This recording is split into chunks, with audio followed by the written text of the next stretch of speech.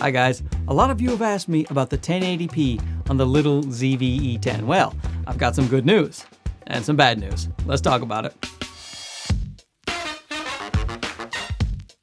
Alright, so let's go with the bad news first because that's what a doctor would do, and I am basically a doctor, and the 1080 footage on the ZV-E10 is about as soft as the apple juice belly that I have accrued. However, there are some fixes that you might find useful. But first, let's take a look at some clips. Okay, now this first one here is regular 4K 100 megabits per second. This is how I like to shoot.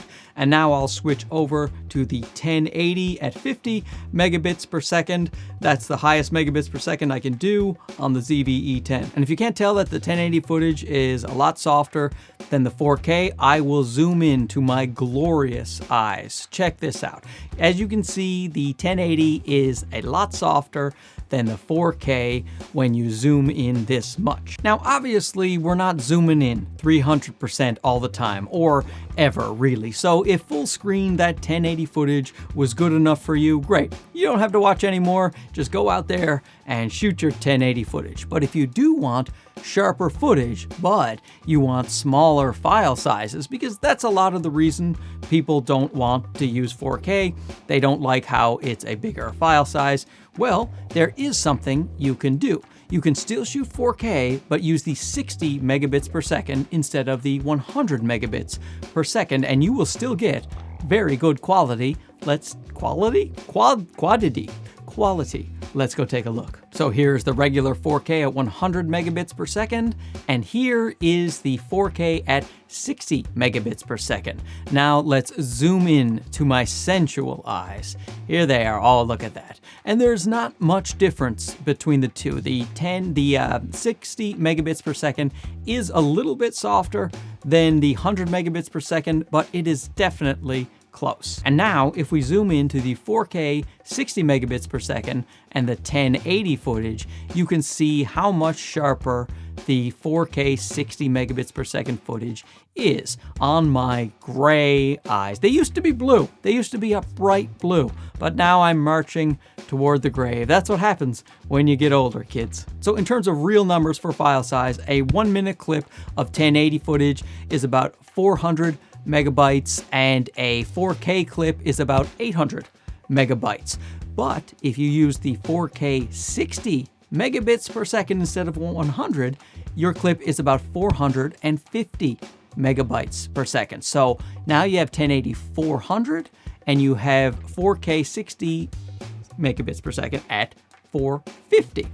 Saying a lot of numbers here. I'll write them on the screen to make sure it's clear. But the bottom line is the file sizes are very close in size. So if file size was your only concern, then there you go. Shoot 4K 60 megabits per second on the little ZV-E10. But what if your computer can't handle 4K? What if that's the reason you don't want to use 4K? Well, then I would suggest using proxies. However, use proxies in your editor. Now, for those of you who don't know what a proxy is, it's just the computer or your camera creates a small file that is identical to your big file. It's just a lower resolution that will help you edit, and then you can export the file as a full 4K 100 megabits per second file. You get the best of both worlds. You can edit very smoothly, even on an older, less powerful computer, but you still get to output files that look as gorgeous as the one that you are looking at.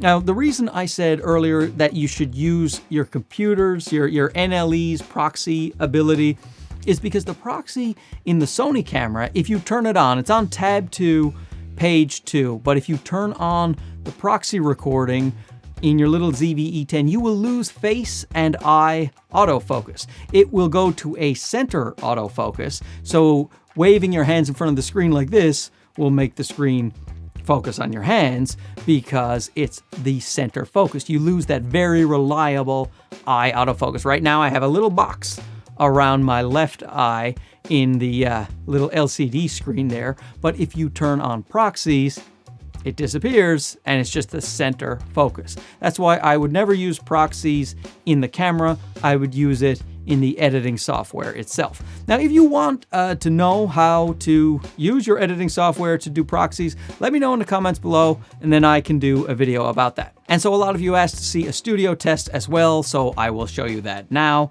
And here is the 4K at 100 megabits per second, and here is the 1080 at 50 megabits per second. Here is a close-up of my sensational eyes. As you can see, much softer. Now let's switch it to 4K 60 against the 1080. And once again, you can see it is a lot sharper in the 4K, even though the file size is very close. So if you want my advice, and you should, I am a doctor after all, I would always shoot in the highest resolution I can. I would shoot 4K 100 megabits per second as long as you have the storage space and your computer can handle it.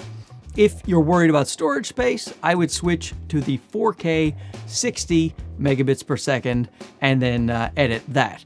But if your computer can't edit that, then I would use a proxy workflow.